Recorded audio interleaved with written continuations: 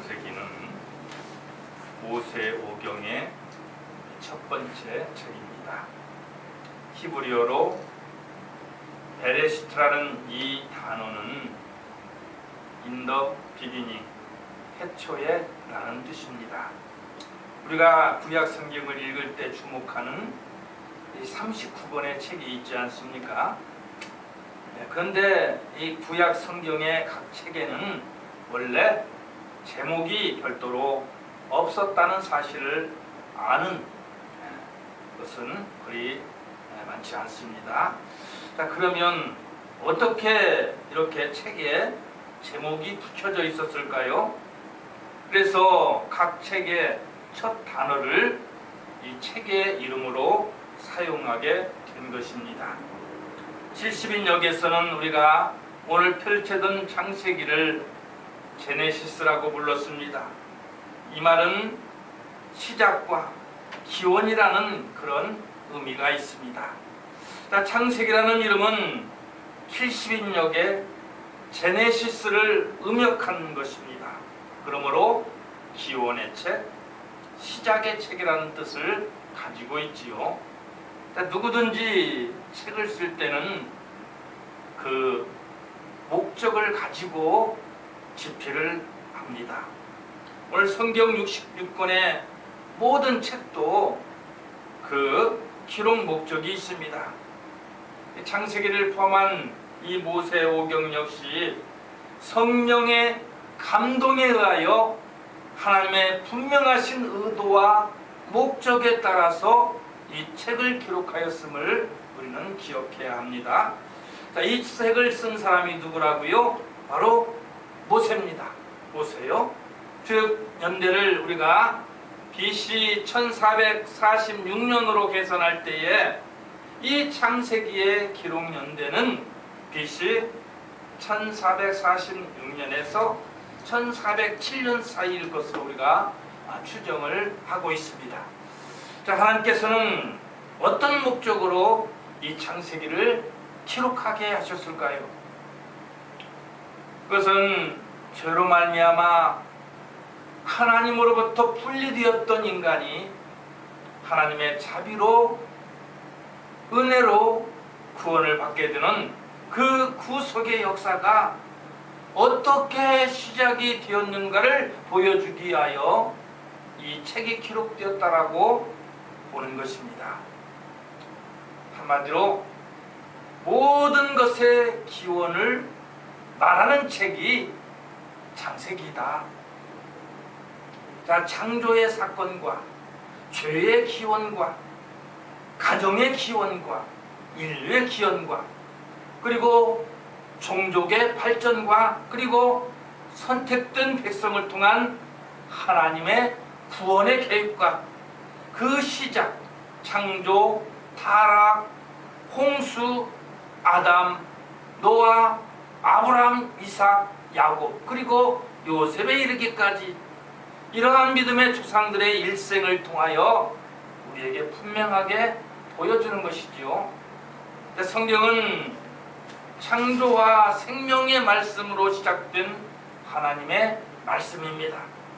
그 가운데 인간의 죄와 타락으로 인하여 하나님의 계획이 실패한 것처럼 보이는 상황에서 하나님의 구원 계획을 하나님이 선택하신 사람들을 통하여 이루어 가심을 보여주셨습니다. 죽음을 생명으로 바꾸시고 실패를 성공으로 바꾸시는 하나님의 이야기가 바로 창세기입니다. 그런데 창조와 생명으로 시작된 창세기의 마지막 50장을 여러분이 오늘 보고 계시는데 이 50장은 요셉의 죽음과 장례식으로 끝을 맺고 있습니다. 하나님은 그동안 창세기를 통하여 믿음의 조상들을 열거하면서 그들의 삶을 통해서 하나님께서 선택하신 백성들을 어떻게 이끌고 가셨는지를 분명한 비전을 통해서 보여주셨는데, 자, 이제 다음 이야기로 이어지는 부분에 이르러서 오늘 우리가 마주하는 이야기는 생명이 아닌 뭐예요? 죽음, 기쁨이 아닌 장례식의 슬픔으로 가득한 것을 우리는 보게 됩니다. 그렇다면 이 창세기의 끝부분을 통하여 하나님께서 오늘 우리들에게 말씀하시려는 목적은 무엇일까요? 오늘 여러분, 이제 우리가 이 부분을 넘기면은 이제 출애굽의 이야기가 전개될 텐데, 이 창세기의 파란만장한 이야기를 마감하는 마지막 두 번의 장례식, 이 장례식은 가나안을 향해 가는 이스라엘 백성에게는 어떤 의미일까요? 장례식에 담긴 진실은 무엇일까요? 오늘 우리는 본문 말씀을 통하여 그 진실을 함께 발견할 수 있기를 바랍니다. 그리하여 우리에게 주어진 인생을 우리가 어떻게 살아가야 하는지를 진지하게 고민하게 되는 그런 시간이 되시기를 바랍니다. 이제 그 진실을 공개하고자 합니다. 먼저 그 진실을 알기 위해서는 오늘 본문 속에 등장하는 두 번의 장례식에 관한 이야기를 세밀하게 살펴야만 합니다. 1절로 14절까지를 보시면 죽음을 맞이한 야곱의 장례식에 관한 이야기가 전개되고 있습니다. 그러면 이 사람이 누굽니까? 그 유명한, 우리 모두가 너무나 잘 알고 있는 바로 그 사람 야곱입니다. 야곱하면 떠오르는 게 있습니다. 에서의 발 뒤꿈치를 붙잡고 나왔던 출생의 장면이 떠오릅니다. 허기진 형님의 장자권을 팥죽 한 그릇으로 거래했던 그 기가 막힌 처세술이 떠오릅니다. 형의 분노를 피해서 도망쳤던 하란에서의 삶, 버드나무와 살구나무와 신풍나무의 푸른 가지를 가져다가 그것들의 껍질을 벗기고 흰무늬를 낸 사건이 떠오릅니다. 특별히 야곱이 하나님의 사자를 만났는데 그 이름을 마하나임이라고 부르게 됩니다. 본래 이 말은 히브리어로 마라케이 엘로힘, 하나님의 군사들이었습니다. 그러니까 하나님의 군대를 만나고 야곱강에서의 천사와의 씨름은 야곱이 이스라엘이라 불리게 되는 계기가 되었던 것입니다. 하나님께서는 이 시간 예배하는 여러분에게 보혜사 성령을 보내주셔서 눈동자처럼 지켜주시고 보호하신다는 사실을 믿으시기를 바랍니다. 이 사람 야곱의 파란만장한 인생만큼이나 이 땅의 마지막 순간, 여러분 지금 보고 계시지요? 마지막 순간도 정말 대단했습니다. 자, 무엇이 그렇게 대단했느냐? 그의 장례식을 보시기 바랍니다. 여기가 어디입니까? 그의 일가 친척이 있는 고향 땅이 아닙니다. 총리 대신이 된 아들 요셉의 인연으로 인해서 애굽에 내려와서 얹혀 살고 있는 땅이라는 얘기입니다. 그래서 우리는 그의 마지막이 굉장히 좀 쓸쓸할 것처럼 그렇게 생각이 되었지만 오늘 보니까 전혀 그렇지가 않은 거예요. 애굽의 국장급으로 치러진 대단한 장례식이었습니다. 이 애굽의 총리였던 요셉의 지휘로 궁중의 예법에 따라 국장과 다름없이 정말 성대하게 야곱의 장례식이 치러지고 있는 것입니다. 그리고 계속해서 성경 보십시오. 그의 시신은 미라를 만드는 작업이 진행됩니다. 그 기간이 무려 40일이 소요가 되었다는 거예요. 우리가 미라를 만드는 과정을 자세히는 알 수 없지만 성경의 기록을 통해서 보게 되는 것은 그 과정이 절대 만만치가 않다라는 사실입니다. 여러분, 미라가 뭡니까? 예, 간혹 우리나라에서도요, 땅을 파다가 또 어디 개발을 하다가 이때 건들다 보면 정말 조선시대 또는 그 이전의 시대를 살았던 그 사람들의 시신이 종종 발견될 때가 있지 않습니까? 수백 년이 흘렀어요. 수천 년이 흘렀어요. 그럼에도 불구하고 피부가 그대로 보존되어 있지 않습니까? 참 놀라운 거예요. 예? 자, 야곱의 시신을 미라로 만드는 작업이 40일이 걸렸답니다. 성경의 기록은 여기에 그치지 않습니다. 야곱의 후손 이외에 애굽인들까지 야곱을 위하여 70일 동안이나 애국했다 라고 성경이 기록하여 증언하는 것입니다. 우리가 알기로는 그렇습니다. 보통 애굽의 왕이 죽었을 때 애굽의 왕을 우리가 바로라고 부르는데, 그 바로가 죽음을 맞이했을 때 장례 기간이 72일이었음을 우리가 감안을 하고 보면 이 70일이라는 장례 기간은 엄청난 수준의 예우가 있었음을 알 수가 있습니다. 그런데 성경은 왜 이런 이야기를 이렇게 세세하게 성경에 기록하고 있느냐? 예, 애굽의 백성들이 요셉을 얼마나 사랑했는가를 설명하려는 의도가 엿보이는 거예요. 하나님을 섬기는 요셉의 이런 성품이 여러분의 성품이 될 수 있기를 바랍니다. 형들의 미움을 받아서 미디안 상인에 팔려야만 했던 그 요셉이, 자, 보디발 집의 종으로 팔려가야 했던 그 요셉이, 그 집에서도 또 얼마나 또 사연이 많았습니까?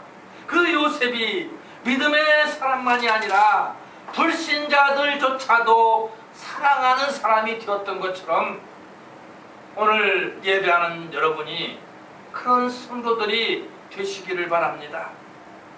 여러분, 이방인 요셉이, 한때는 종이었던 요셉이 하나님 보시기에 기뻐하실 만한 그런 삶을 살았더니 그 아비 야곱의 장례식에 참여한 애굽 사람들의 면면을 한번 보십시오.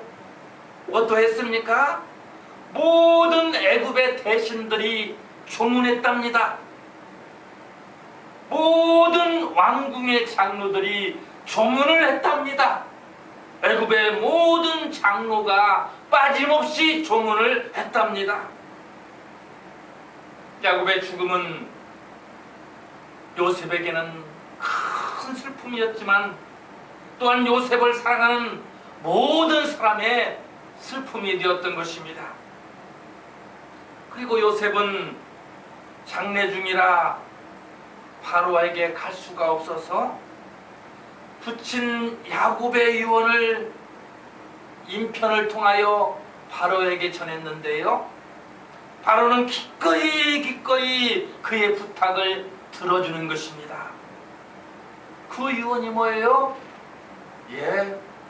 그렇습니다. 내가 죽거든 가나안 땅, 내가 파놓은 묘실에 나를 장사라는 유언이었습니다.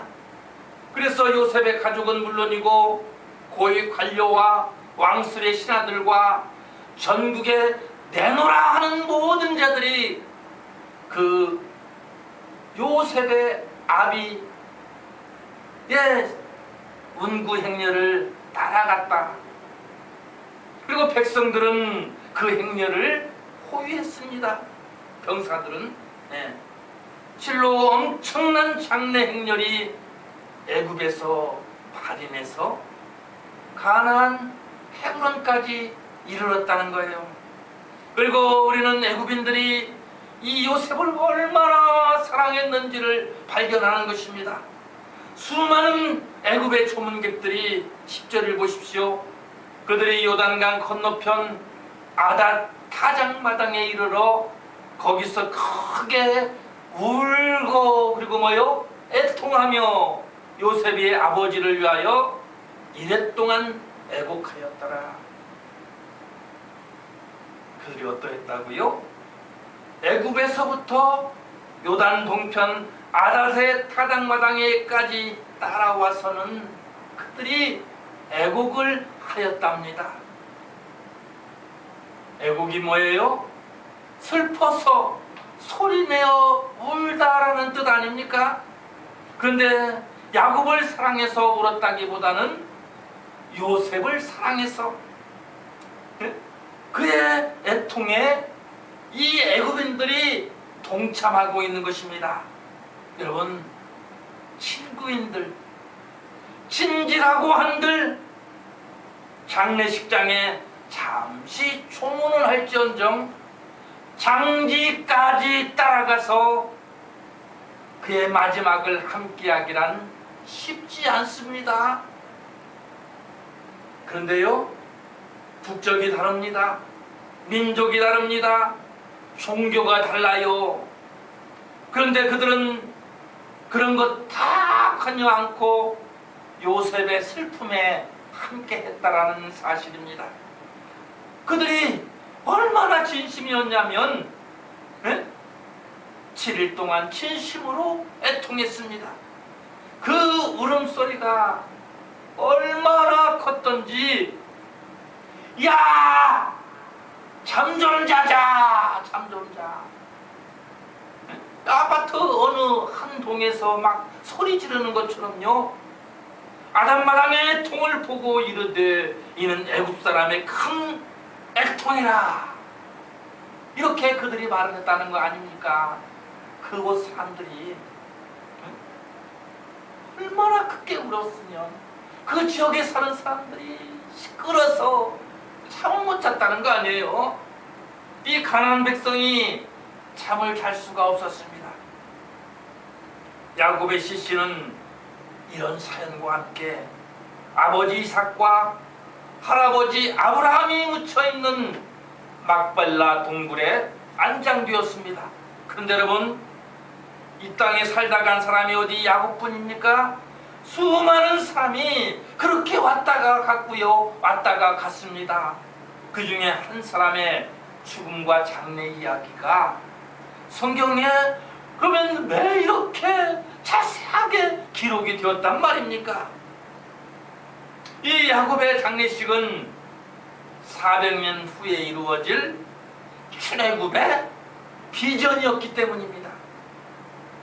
400년이 지난 후 애굽의 바로는 굴복했고요, 이스라엘 백성은 야곱의 장례식과는 비교할 수 없는 많은 재물을 얻었고요, 장래 행렬을 호위하던 군대는 홍해바다의 수장이 되었고요, 홍해가 갈라지는 전무후무한 기적을 경험하면서 하나님께서 약속하신 젖과 꿀이 흐르는 가나안 땅을 향해 그들이 가는 것입니다. 그러므로 야곱의 장례식은 끝이 아닙니다. 이 야곱의 장례식은 히브리서 9장 27절을 기억해 보십시오. 우리 믿는 사람에게는 반드시 돌아가야 하는 약속의 땅이 있다는 사실을 기억해야 합니다. 그런데 이제 두 번째 장례식의 이야기가 등장하는 것입니다. 그 장례식은 요셉의 장례식인 것입니다. 요셉의 장례식은 야곱의 장례식과는 달리 슬프거나 애통하는 모습이 아니었습니다. 기록된 하나님의 말씀을 보시면은 하나님 말씀이 규칙대로 쓰여지는 것 같습니다. 22절을 보십시오. 요셉이 애굽에 거주하여 110세를 살며, 요셉의 향년을 소개하고 있죠. 23절에 요셉이 에브라임의 자손 3대를 보았으며 라고 요셉의 여정을 말씀하고 있지요. 자, 24절에 요셉이 그의 형제들에게 이르되 하며 요셉의 예언을 나타내고 있지요. 그리고 25절에 요셉이 이스라엘 자손에 맹세시켜 요셉의 유언입니다. 26절에 보십시오. 요셉이 죽음에. 그렇다면 이렇게 요셉의 죽음을 소개하는 이유는 무엇이겠습니까? 그가 형제들에게 버림받고 구덩이에 던져지고 억울한 목살이를 하였지만은 그가 소망을 잃지 않았던 그 요셉의 삶 자체가 소망이었기 때문입니다. 그의 마지막 장면도 그렇지 않습니까? 가나안 땅으로 돌아가야 한다는 소망이 그의 유언으로 나타나고 있지 않습니까? 그래서 창세기의 마지막은 끝이 아닙니다. 이제 시작인 것입니다. 새로운 시작인 거예요. 슬픈 장례식으로 끝나는 게 아니라 소망을 향해 나아가는 생명의 길로 우리를 안내하는 내용이 되기 때문입니다. 그러므로 사랑하는 여러분, 때로는 삶 가운데 고통이 올 때가, 시련이 올 때가 있습니다. 그러나 그런 여러 가지 고통이, 시련이 닥친다고 해도 우리는 결코 실망하거나 슬퍼하거나 좌절해서는 안 됩니다. 왜냐고요? 요셉이 그러했듯이 젖과 꿀이 흐르는 가나안 땅으로 이끌어 가시려는 하나님의 뜻은 반드시 이루어질 것이기 때문입니다. 그래서 요셉의 장례식은 슬픔이 없는 거예요. 오히려 소망의 메시지로 가득 찬 선물 바구니와 같은 것입니다. 요셉은 자기의 장례식에 이러한 하나님의 소망과 기쁨이 담기기를 원했습니다. 그래서 24절로 25절에 보시면 반복되는 요셉의 유언이 있습니다. 하나님이 당신들을 돌보시고 인도하신다. 그의 마지막 유언, 돌보시는 하나님을 고백하는 말이었습니다. 요셉의 죽음은 단순한 죽음이 아니었어요. 그의 삶 자체가 하나님의 돌보심을 증명하는 간증이었고, 오늘 우리가 믿는 하나님이 바로 돌보시는 하나님을 믿는 믿음의 자리로의 초대인 것입니다. 그런데요, 여러분 주목하시기 바랍니다. 좀 이상한 장면이 26절에 등장하고 있습니다. 이 요셉의 장례가 입관으로 끝을 맺는 것입니다. 정말 이상하지 않습니까? 이 통상의 장례 절차와는 좀 다르지 않습니까? 이 통상의 장례 절차는 어떻습니까? 입관, 발인, 하관의 순서로 진행이 되잖아요. 그런데 요셉의 경우를 보십시오. 뭔가 좀 절차가 이상합니다. 어느 장례 절차가 안장도 하지 않고 입관으로 마무리된답니까? 입관만 한 채 발인도 없습니다. 하관의 기록도 없습니다. 매장의 기록도 없이 창세기는 그렇게 마무리가 되는 것입니다. 참으로 이상하지 않습니까? 왜 요셉의 장례는 입관으로 마무리된 것일까요? 이런 의문을 뒤로한 채 마무리되었던 이 요셉의 장례식, 기억하시기 바랍니다. 그로부터 360년이 지난 후에 출애굽 과정에서 그 다음 이야기가 전개되는 것입니다. 360년이 지난 후에 전개가 된다는 것입니다. 이어지는 말씀은 출애굽기 13장 18절로 19절입니다. 모세가 요셉의 유고를 가졌으니 너희는 내 유고를 여기서 가지고 나가라 하였음이더라. 그뿐이 아닙니다. 가나안 정복을 마쳤을 때 여호수아 24장 32절에 가서야 비로소 요셉의 유고를 조상들의 묘소에 함께 안장을 했습니다. 이 요셉의 장례식은 창세기, 출애굽기, 그리고 여호수아서에 이르는 이 400여 년에 걸친 가장 긴 장례식이었던 것입니다. 그렇습니다. 나의 간절한 기도가 응답되지 않는다고 실망하지 말라는 것입니다. 하나님의 시간표와 나의 시간표가 다를 뿐이라는 사실을 기억하시기를 바랍니다. 우리가 하나님의 약속을 믿고 기도하잖아요. 믿고 기도했다면 반드시 하나님은 그 기도에 응답하여 주시는 분이시기 때문에 그 사실을 믿고 기다리시기를 바랍니다. 요셉의 죽음은 단순한 죽음이 아니었습니다. 하나님의 약속은 반드시 이루어진다는 놀라운 간증이었던 것입니다. 여러분, 사람이 죽어서 장례 절차가 지금은 3일, 뭐 길면 5일, 뭐 옛날 야곱이나 요셉 같으면 뭐 70일 이렇게 장례식 절차가 진행이 되지만은 길어봐야 며칠입니다. 자, 그런데 보십시오. 요셉의 이 죽음이, 장례식이 얼마 만에 마무리가 되었다고요? 400여 년에 걸쳐서 장례식이 마무리되더라는 것입니다. 무엇을 뜻합니까? 우리가 기도하고서 금세 그냥 왜 하나님 내 기도에 응답하지 않으시느냐고, 하나님 서운하다고 그렇게 실족하지 말라는 거예요. 그것은 어디까지나 나의 생각이요, 나의 때일 뿐이지 하나님의 생각과 하나님의 길은 다르다는 사실을 우리가 생각하라는 얘기입니다. 이 야곱과 요셉의 두 번의 장례식을 통해서 출애굽의 소망을 갖게 하신 하나님, 출애굽과 정복 전쟁을 통해서 그 꿈을 이루시는 하나님이심을 나타내 주셨습니다. 오늘 이스라엘을 돌보셨던 하나님은 예수를 영접함으로 하나님 자녀된 우리 모두의 하나님이 되시는 줄로 믿습니다.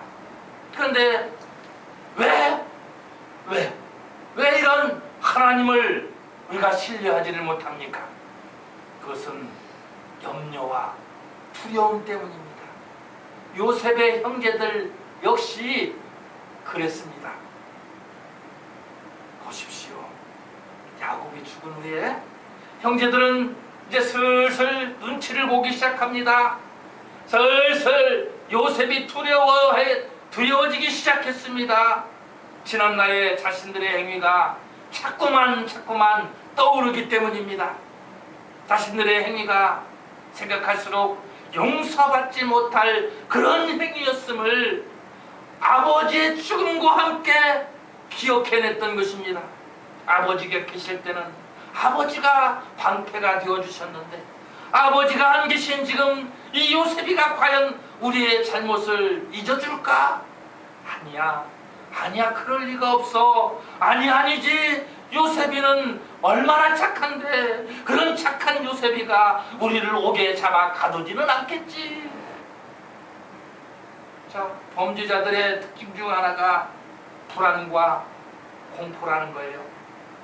이 선악과를 따먹은 아담이 그랬던 것처럼 저희는 하나님 앞에서 두려운 마음으로 근심하며 살아가는 거예요. 그러므로 우리에게 필요한 것은 뭐다? 회개의 눈물이 필요합니다.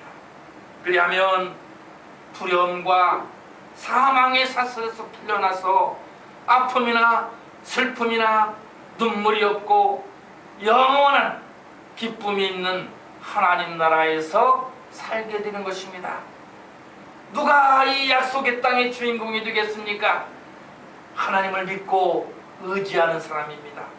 그분의 손을 붙잡고 그분과 동행할 수 있기를 바랍니다. 그러면 돌보시는